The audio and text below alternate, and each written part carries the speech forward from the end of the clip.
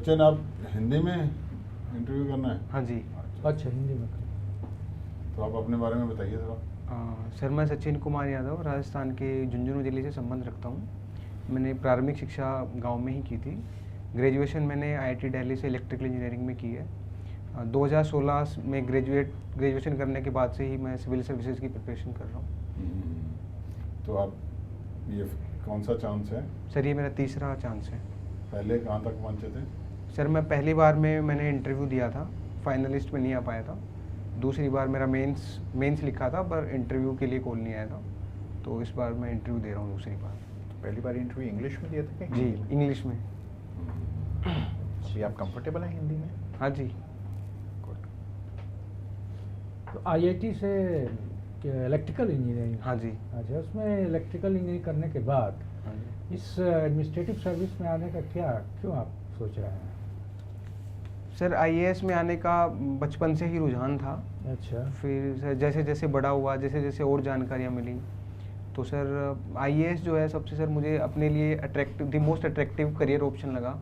जिस प्रकार से इसके साथ जो सामाजिक सम्मान जुड़ा हुआ है हमारे यहाँ, और जो डाइवर्सिटी है नौकरी में, तो सर इसी वजह से मैंने आईएएस के लिए ऑप्ट किया। तो आईएएस के लिए तो इंजीनियरिंग और आईआईटी के एक्सपीरियंस होना तो कोई ज़रूरी नहीं था। जनरल लाइन में भी ये ग्रेजुएशन करने के बाद आप आ सकते थे। हाँ जी। आपको नहीं लगता है कि एक ऐसे एस्पिरेंट को जो कि आईआईटी करना चाहता है और देश के लिए कुछ करना चाहता है या अपना रिसर्च के थ्रू ये करना, तो उसको आपने रोक दिया? जी सर, आप कह सकते हैं, ये बात सच है। परंतु सर मैं अपने सेल्फ डिफेंस में यही कहूँगा कि उस वक्त मेरे को सर इतना क्लियर कट नहीं था। मैंने इतना थिंक थ्रू नहीं किया था कि क्या मायने होंगे आईआईटी में, सरकार इतना खर्च करती है पैसा, अगर मुझे आईएएस में ही जाना है। उस समय सर इतना क्लियरिटी नहीं था दिमाग में। उस समय पहली प्राथमिकता ये थी कि भारत की सबसे अच्छी कॉलेज से पढ़ाई करनी है। तो सर इसी वजह से। नहीं, तो मान लीजिए कि अगर ऐसा ही डिसाइड किया था या पॉलिसी कुछ इस तरह की सरकार अडॉप्ट करती है कि 12th के बाद ही डिसाइड कर दिया जाए कि आपको एडमिनिस्ट्रेशन में जाना है या टेक्निकल लाइन में जाना है, इंजीनियरिंग करना है, मेडिकल करना है, तो इसमें क्या ओपिनियन है आपका? कैसा रहेगा ये? सर, मुझे लगता है वो ठीक नहीं रहेगा सर। अगर 12वीं के बाद किसी बच्चे को बोलेंगे तो उसके बिहाफ पे उसके पेरेंट्स या गार्डियंस ही डिसीजन लेंगे। 12वीं के बाद बच्चा इतना मेच्योर नहीं होता है, इतना उसको एक्सपोजर नहीं होता है अपने बारे में भी, बाकी चीज़ों के बारे में भी, कि वो एक बहुत ही इन्फॉर्म्ड मेच्योर डिसीजन ले पाए। तो सर 12वीं के बाद से ही ये करना जो है मेरे हिसाब से सर, क्योंकि ना हम लोग जो देख रहे हैं उसमें है क्या कि 10 में से 8 बच्चे आईआईटी के होते हैं और सब जाना चाहते हैं एडमिनिस्ट्रेशन में।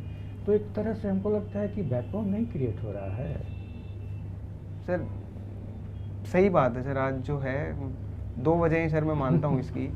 एक तो सर आईएएस इतना अट्रैक्टिव करियर ऑप्शन है।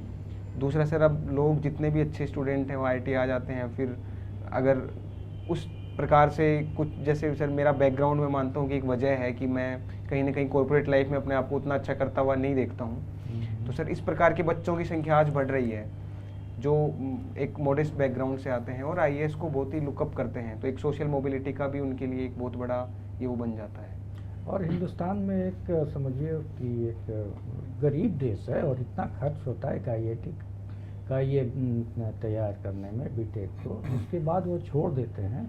तो बहुत पैसा खर्च होने के बाद जो है आपको लगता नहीं है कि पैसा कैसे फिर देश को आप चुकता करेंगे?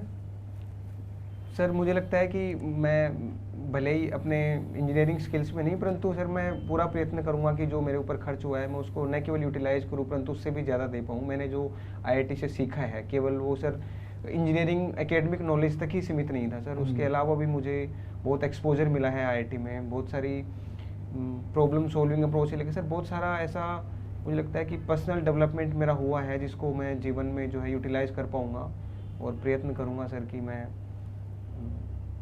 अच्छा, बताइए, बजट भाषण इस बार आपने सुना था? सर भाषण सुना नहीं था, पढ़े हैं। हाँ जी। क्या नया था इस बार के बजट भाषण में? काफ़ी लंबा चला है इस बार का बजट भाषण इन कंपैरिजन टू अदर ईयर्स जो है लास्ट ईयर्स। तो इसमें नया क्या था, कुछ आप बता सकते हैं?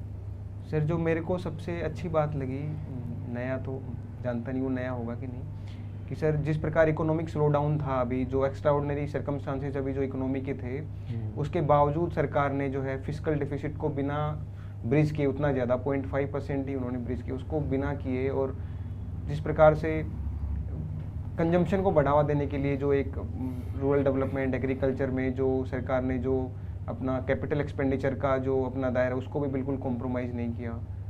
तो सर मुझे अच्छा ये लगा कि बिना मैक्रो इकोनॉमिक स्टेबिलिटी को बिना अनस्टेबल किए और सरकार ने एक अच्छा प्रयत्न किया है इकोनॉमिक स्लोडाउन से उबारने के लिए।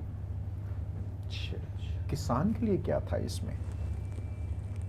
सर सरकार ने एक 16 पॉइंट फॉर्मूला जो है किसानों के लिए वो किया है। तो सर जो एग्जिस्टिंग स्कीम्स थी भारत की उन्हीं को और पैसा अलोकेट किया है, जैसे कुसुम स्कीम से लेकर के एमएसपी से लेकर के ये इरिगेशन प्रोजेक्ट्स में जो हैं।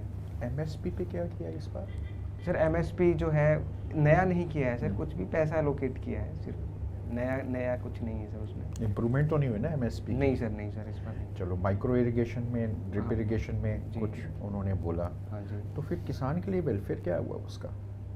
फूड प्रोसेसिंग में कुछ, अगर आप फूड प्रोसेसिंग को बढ़ावा दे रहे हैं, हाँ उसमें एफडीआई आपने अलाउ जी। कर दी, हाँ जी।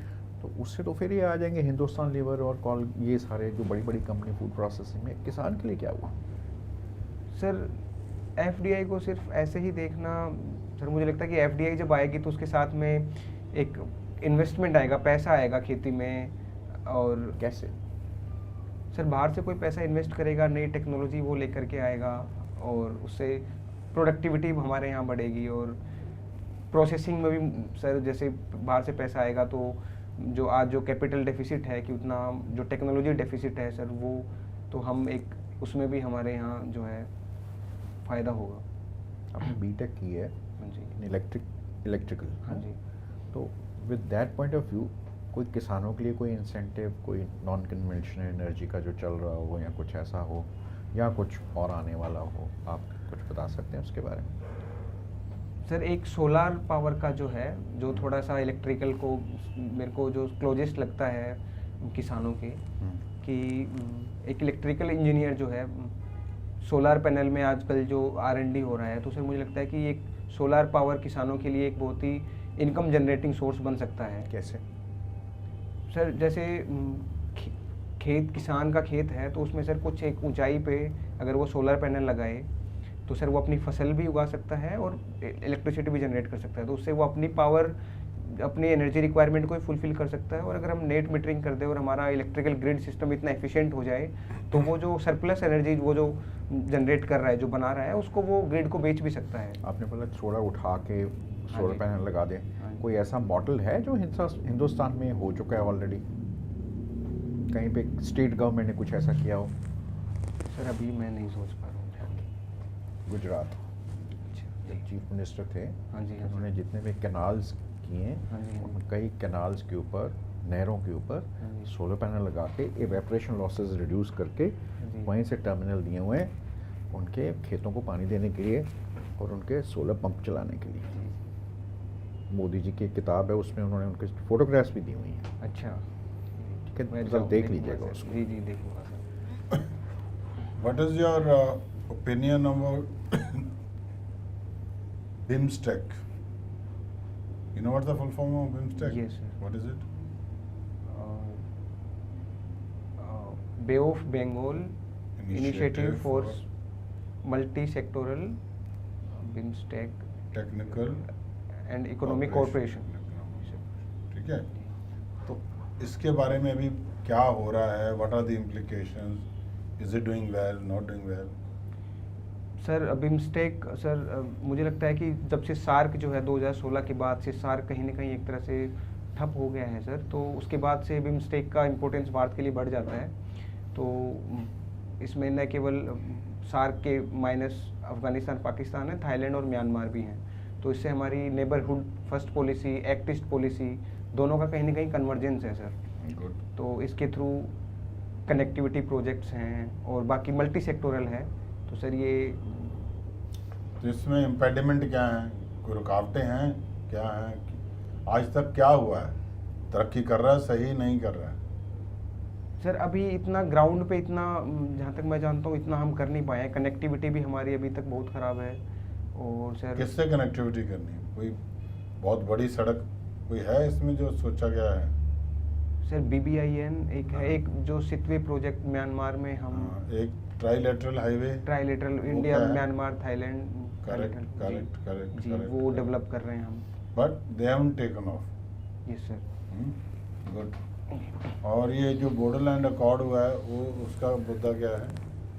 सर जो बोडो ग्रुप्स, जो बोडो इंसर्जेंट्स थे, वो सोवेरेंटी या ऑटोनॉमी डिमांड कर रहे थे।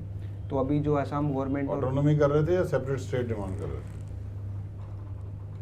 सर वो शायद सोवेरेंटी इंडिया से डिमांड कर रहे थे। सोवरेंटी कर रहे थे, नहीं तो कम से कम सेपरेट स्टेट कर तो रहे थे। जी जी you are not sure, Right. शायद बिकॉज यू ऑटोनॉमी तो दे दी अभी सरकार ने। ऑटोनॉमी दे दी है सर। ओके, तो व्हाट हैपेंड? तो सर तो अभी जो अकॉर्ड हुआ है असम गवर्नमेंट और बोडो ग्रुप्स के बीच में, उसमें बोडो इनहेबिटेड जो एरियाज हैं उनको यूनिफाई करके उनको ऑटोनॉमी दे दी गई है और उन्होंने जो है आर्म्स सरेंडर कर दिए हैं, इंसर्जेंसी छोड़ दिया है। ये सेंट्रल गवर्नमेंट और बोडो के बीच में हुआ है, ना कि स्टेट गवर्नमेंट के। पहली बात। दूसरी बात, इनके साथ पहले 2003 में भी एग्रीमेंट हो चुका है और एक पहले भी एग्रीमेंट हो चुका है। तो ये अभी तीसरे बारी का है 2020 में जनवरी में। So and what is your suggestion? Are you satisfied with all the steps taken in this budget to make it at 5 trillion economy? Or do you have any other concrete steps which can make India 5 trillion economy in next 5 years as visualized by the Prime Minister? Sir मैं कहीं ना कहीं सहमति हूँ। सरकार ने जो defence अपने बजट को लेकर के सरकार की जो मानसिकता है उससे मैं सहमति हूँ। परंतु सर लॉन्ग टर्म के लिए मेरे पास सजेशन है कि हमने हेल्थ में जो हमारा फोकस या जो इन्वेस्टमेंट होना चाहिए सर, मुझे लगता है कि वो अभी हमारा बहुत कम है।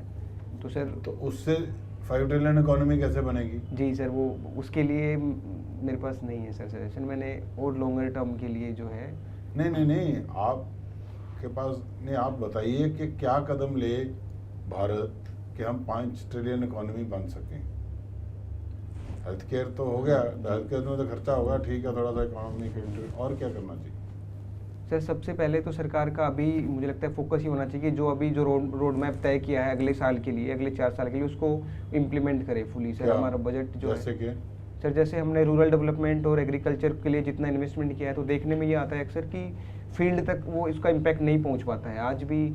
तो उससे क्या होगा? उससे how will the economy grow? Sir agriculture में प्रोडक्शन बढ़ेगा, प्रोडक्टिविटी बढ़ेगा, एग्रीकल्चर का शेयर भी बढ़ेगा। उसके अलावा सर रोजगार की अगर रोजगार क्या करे सरकार? सर कंजम्पशन बढ़ेगा अगर नहीं, रोजगार डिक्लेयर कर दे सरकार के, जो नौकरियां और बढ़ा दे, उसका साइज ये कैसे करेंगे? नहीं सर, जैसे ही सर फॉर एग्जांपल अभी अगर हम एग्रीकल्चर मैन्युफैक्चरिंग में कुछ करना चाहिए? जी सर। क्या करना चाहिए? Sir ease of doing business जो है इंडिया में और अच्छे से बढ़ाना चाहिए। अभी बहुत सारी रुकावटें हैं, इतना आसान नहीं है हमारे देश में बिजनेस करना। Okay. तो सर उसको और अच्छे से हम सिंप्लीफाई कर सकते हैं, प्रोसीजर्स को और बिजनेस फ्रेंडली बना सकते हैं अपने देश को। सर दूसरा स्किल, हमारे यहाँ लेबर भी इतनी स्किल्ड नहीं है, तो सर स्किलिंग को भी हम और अच्छे से बढ़ावा दे सकते हैं। What is your opinion on population? Can India sustain looking after this kind of population? Sir अभी हमारे पास मुझे लगता है चारा नहीं है। हमें बस इसको, हमारा प्रयत्न ये होना चाहिए कि हम कंट्रोल करें, जल्द से जल्द पॉपुलेशन को स्टेबलाइज करें और फिर सर उनकी ज़रूरतों को पूरा करने का प्रयत्न करें सर।